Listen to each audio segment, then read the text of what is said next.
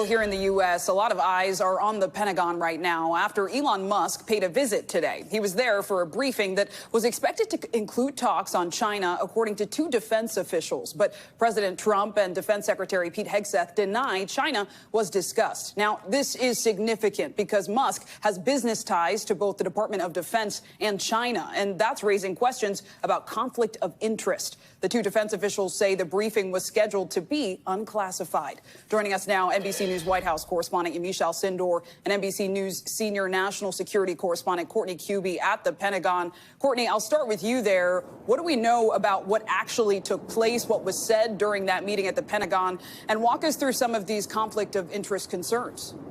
Yeah, so we know that the meeting lasted more than an hour, just under an hour and a half. Elon Musk arriving here just before 9 a.m. The meeting starting in the Secretary of Defense's suite, so essentially his office and outer office area, about 9 a.m. and lasting until about 10:20. But Zinclay, that's about all we really know as far as the content. Now, defense officials have said that China was one of the issues that was expected to be discussed today. But they have said that the briefing that Elon Musk was intended to get about China was at an unclassified level. Now, that being said, the area where they were meeting, they can talk about classified information. It's what's known as a SCIF, a secure compartmentalized area. They can speak about secret, classified, whatever the level is in that area. And the assumption was, according to these defense officials, is that Elon Musk and others would ultimately discuss some things that were more sensitive than an unclassified level. But that's really all that we know at this point. Now, we've heard from White House officials, including the president, that this was supposed to be about DOGE and about cost cutting.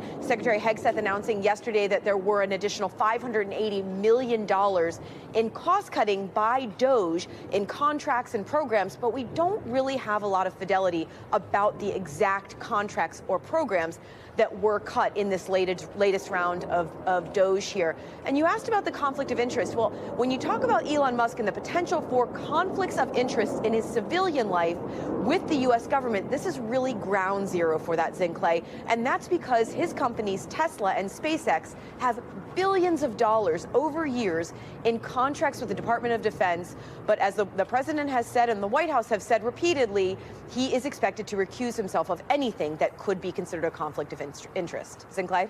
Courtney, thanks. And let's move from the Pentagon to the White House. Yamiche, I know Defense Secretary Pete Hegseth was at the Oval Office with President Trump earlier today to make an announcement about a new fighter jet. What was said? That's right. President Trump and Defense Secretary Pete Hegseth said today the United States Air Force is moving forward with the world's sixth-generation fighter jet. They said it will be known as the F-47 and will be equipped with state-of-the-art stealth technology and unprecedented power. And in the Oval Office, Pete Hegseth, of course, the Defense Secretary, talked about the significance of this fighter jet. Take a listen.